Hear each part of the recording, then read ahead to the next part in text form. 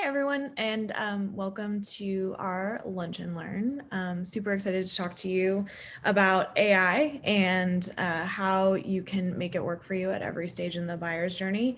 Um, We'll just get right into it. I can introduce myself. I'm Amanda DePaul. I'm the Senior Director of Demand Gen at Conversica. I have about 12 years in demand generation and marketing operations, mostly in technology startups. So I've kind of run the gamut in the way of all of the different tools I've used to optimize all of the different stages of the buying journey. And I love creating really delightful experiences for our customers and our prospects. I think that, the buyer's journey doesn't stop after the deal is closed. It keeps going and in making your customers advocates for your brand long after they are initially converted. So let's get right into it. So today we're going to talk about a few different things. First of all, we're going to identify some common performance struggles that you might be experiencing in your customer lifecycle, and also dig in a little bit as to why you're having those struggles, why they happen. We're also going to talk about how using conversational AI helps you increase engagement throughout the buying journey without adding a bunch of additional resources or putting a drain on the people that you have.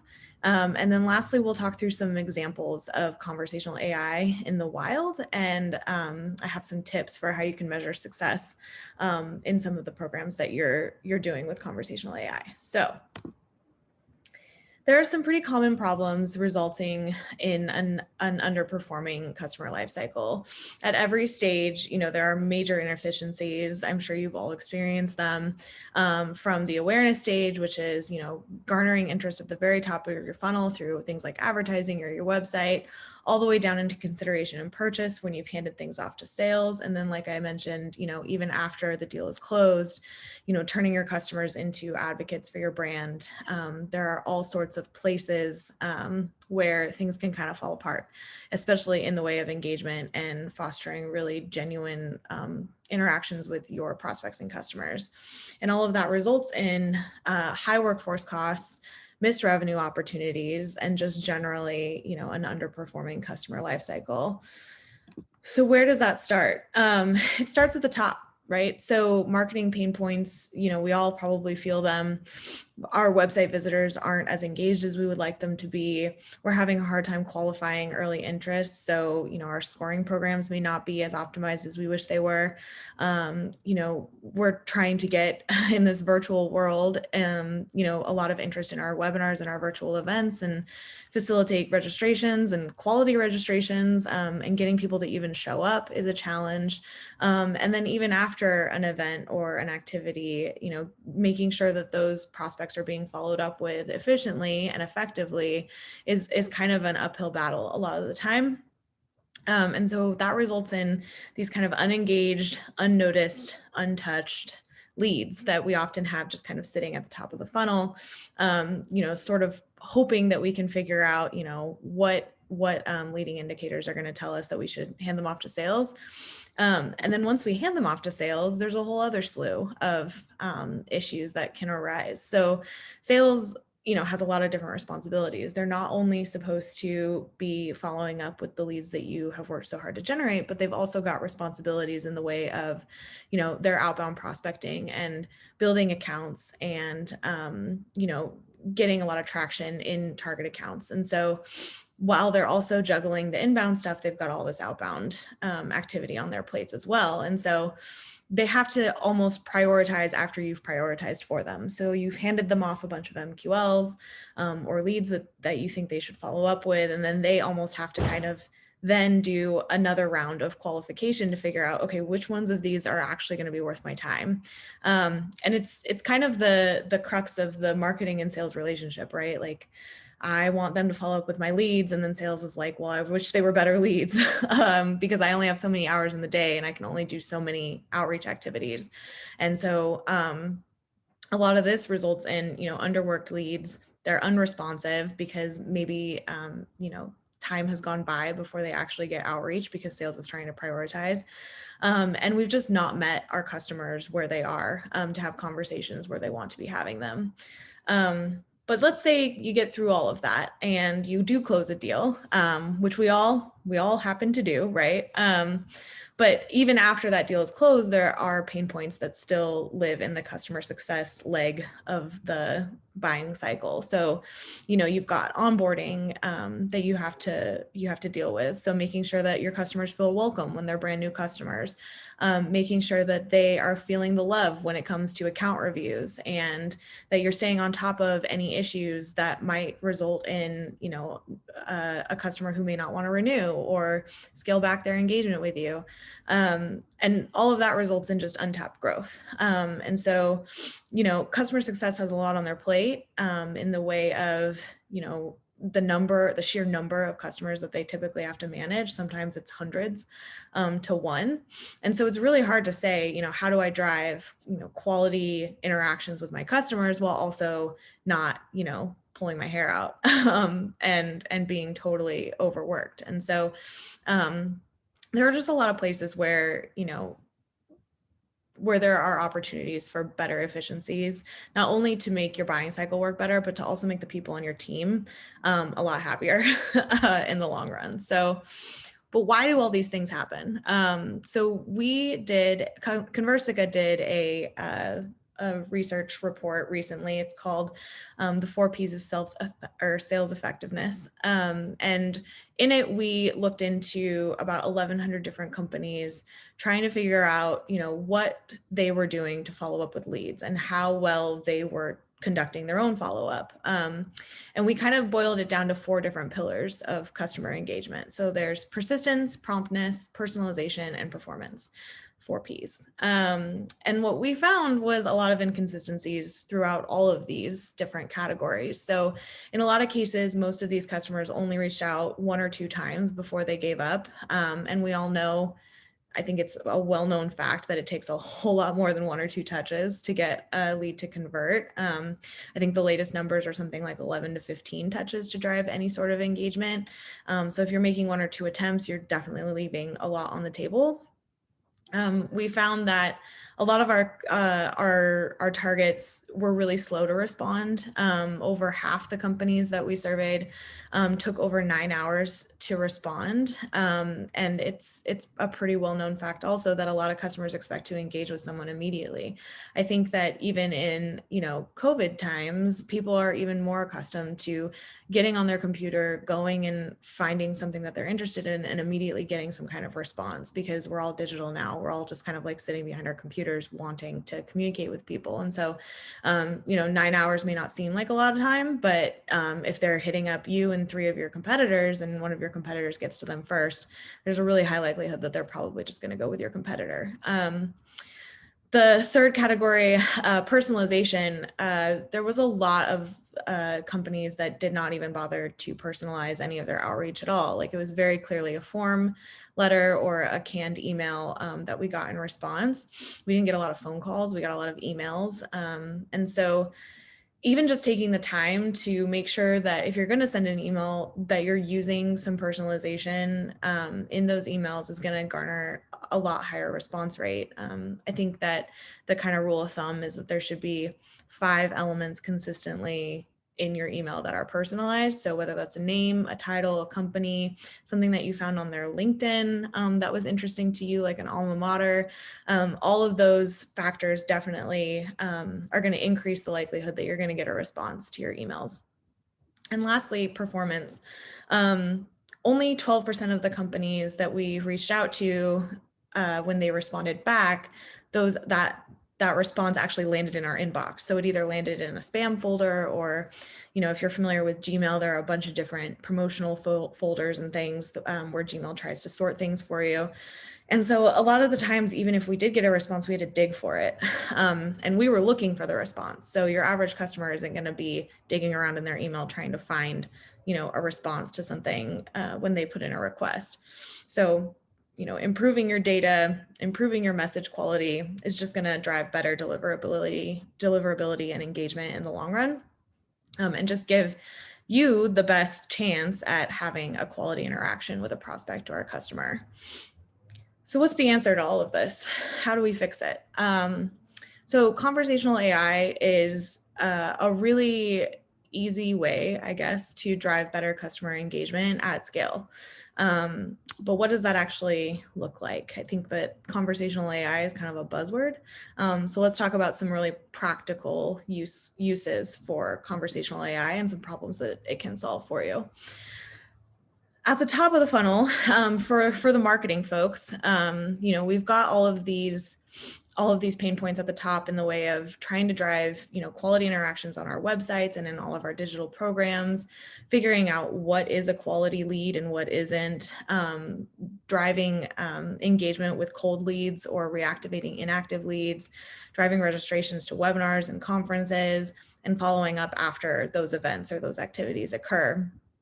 All of this can be, somewhat automated with conversational marketing, and help you optimize the return on all of that money that you spend on marketing, squeezing more out of the top of the funnel in the way of engaging with more leads faster.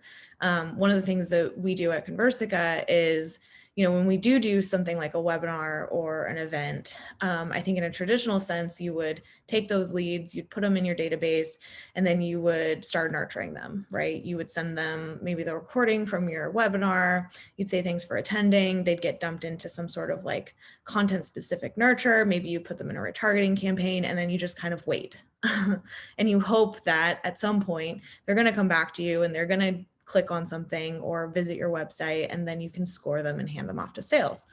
And then sales has to almost generate more engagement out of them before they even actually become a real conversation. And so what we do instead is we just kind of out the gate say, hey, are you interested? Like, thanks for coming.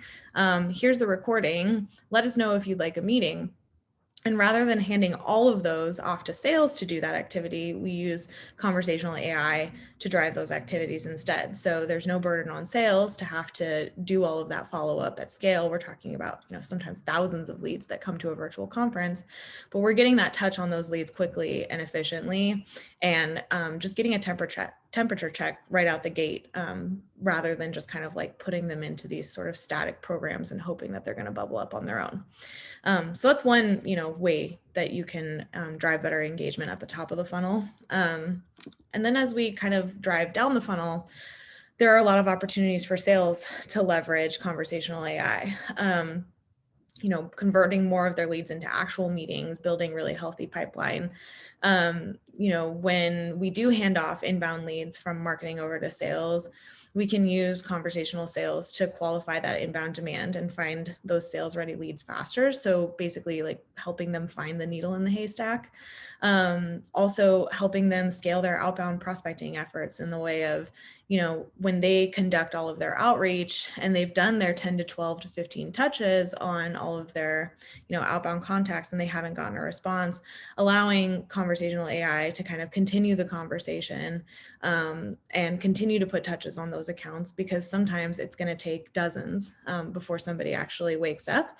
And that's a lot of work for sales to do manually. So kind of making it a tag team effort is gonna yield a lot better response. And then, advancing active opportunities through the sales process. A lot of the times, even active opportunity prospects will miss meetings or reschedule meetings or go dark. And so using conversational sales to, reach out to those folks and try to continue, try to move things along and make sure that they are coming to meetings, and if they do have to reschedule, making sure that they do reschedule. It's just kind of acting as like an assistant for sales to keep everybody, on the right path, and moving forward. And then, lastly, there are a lot of leads that maybe they reach out to that they do get some sort of response from, but they say, reach out to me in 6 months or reach out to me in 12 months. And, we can do things like set tasks in Salesforce and set reminders and set alerts. But at the end of the day, it's still extra, activity that sales has to manage and stay on top of. And a lot of times those leads that ask to be re-engaged with fall by the wayside. So using AI to, reach out to those leads and have conversations with those leads in the moment that they're actually wanting to have those conversations, and then, flagging them for sales is also a really good use of conversational sales to help sales just squeeze more out of, what they're given from marketing and also what they're doing in their outbound prospecting. And then in the last leg of our customer life cycle, we've got our, customer success team trying to grow and retain all of the customers that we've worked so hard to close. And so, when they've got all of these customers on their plates, they're trying to manage account reviews, and they're dealing with support requests, and trying to mitigate any issues that might have arisen. So, having this kind of assistant on their side to do the polite, persistent outreach, to schedule that account review, or make sure that they're doing the things they need to do to be onboarded properly and have their best chance at being a successful customer and a happy customer. Having the AI, help you kind of conduct a lot of that outreach, and have a lot of those conversations, and then kind of raise a hand when it thinks that something's maybe wrong, is going to help CS kind of manage all of these different customers that they have, and prioritize the ones that need the most real TLC, and then they can focus on doing things like providing really excellent customer experiences for customers, and making them feel the love and feel happy and want to be advocates and want to stay, and even eventually expand their engagement with you in the way of like an upsell or a cross-sell opportunity. So, there's a lot of opportunities here for AI to help you at every stage in the funnel. And I think there's no shortage of use cases here. But let's talk about, what this could look like throughout the entire funnel end to end. You've got all of your sources for where you get all of your leads. You've got your paid advertising, your content syndication, maybe your website, maybe you're using chat on your website. That's one part of what conversational AI is like having chat on your website, but it's so much more than that. It's carrying the conversation beyond just chat. Into like a consideration stage where you see, we've got our pre-MQLs all loaded up in our marketing automation systems. We're looking at intent data. We're using ABM platforms to try to filter through the noise and figure out what is a quality account, what should we be reaching out to. And all the time we're using AI to have, pre-qualified conversations with our leads and prospects to try to figure out, what should we flag for sales. And then we get over to the sales, part of the party, and we've got everything, sitting in the CRM, and the SDR is using their sales engagement tools in tandem with an AI assistant to reach out to prospects and customers and figure out, who's qualified and who's ready to have a real conversation. And if they're not ready, passing them back to marketing just kind of starts that sales or that cycle all over again. Remarketing to dormant leads, putting them in different nurture programs, and using your marketing campaigns in tandem with conversational marketing to try to generate some better engagement and some quality conversations. And then lastly, once the meeting is scheduled, handing it off to CS and using the AI assistant to help you onboard your customers and keep them happy. So let's talk about a couple, like real use cases. And these are use cases that we use even at Conversica to use our own AI assistants. So, you're running all of your marketing campaigns against your target accounts, for example, and sales is also conducting outreach. They've built contacts in their accounts. They're, looking for really personalized information they can use to reach out to people and get their attention.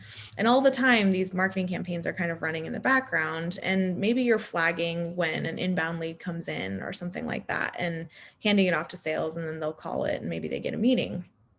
That's great. But one of the things I mentioned earlier was, sales is conducting all of this outreach, but eventually, like, it's kind of a lost cause for sales. However, you want to continue that conversation. You want to keep those leads warm and engaged in some way or another. And so one of the things that we do is we say, okay, sales, you go out, you build your account, do your outreach. We're going to listen to these accounts in the background. And as soon as we see some sort of engagement in these accounts, we're going to trigger our AI assistant also to do some outreach.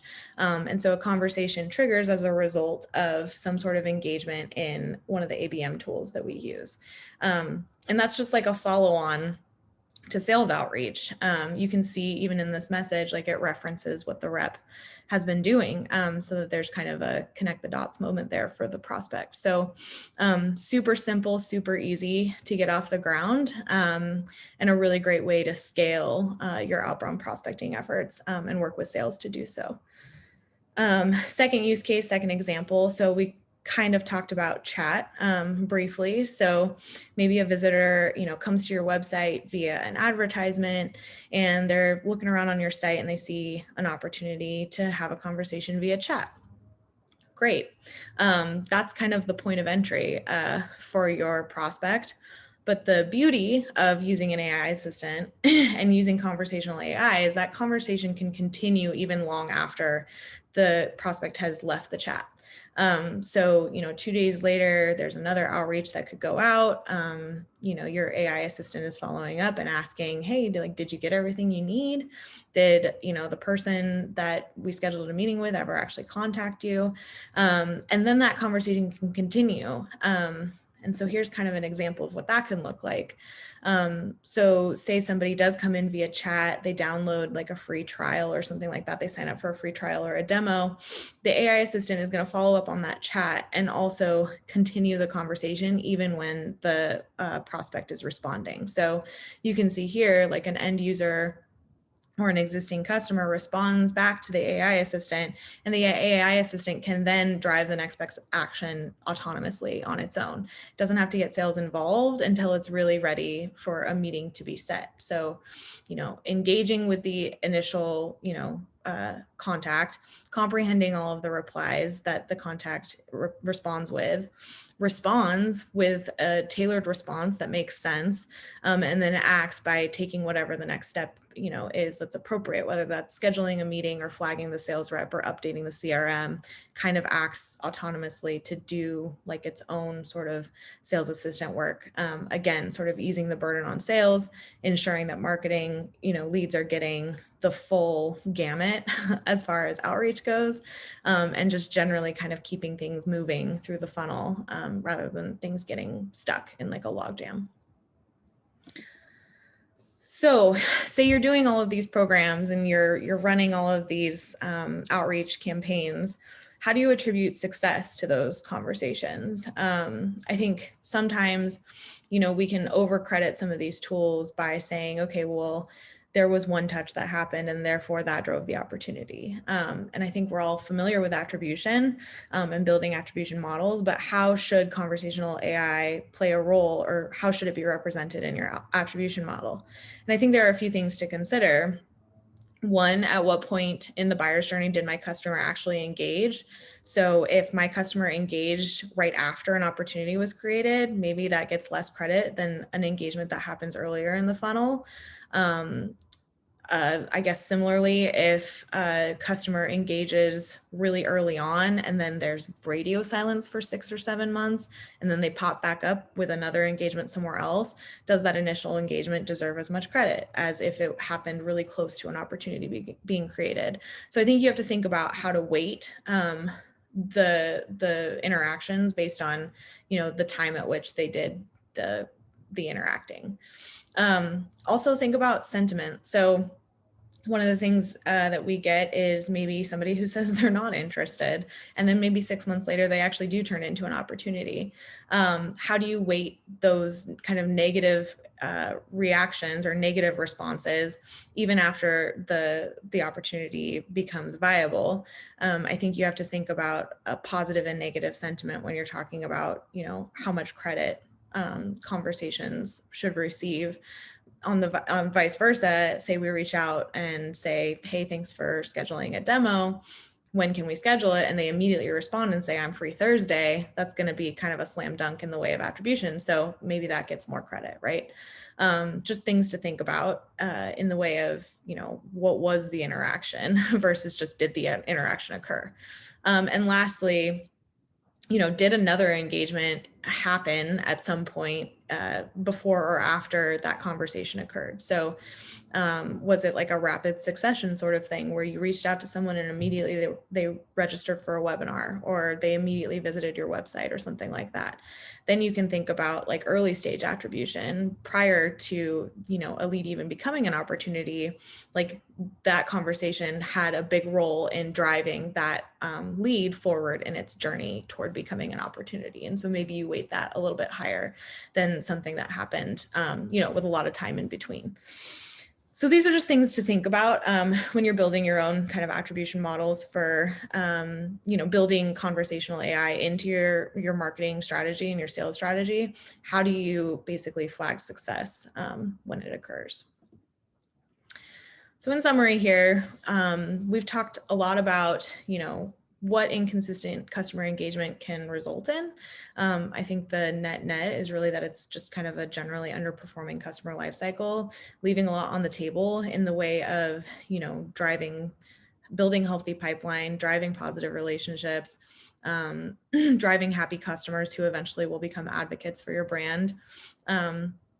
And I think, when we are talking about conversational AI and conversational marketing, it's more than just, a chatbot. It's not just, meeting somebody where they are on your website. It's really affording marketers the ability to continue conversations even after that major engagement occurs, wherever their customers are, whether that is on their website, or maybe it's on email, or maybe it's even via text message. Crafting journeys for customers and opportunities for engagement for prospects and customers wherever they want to be talking to you.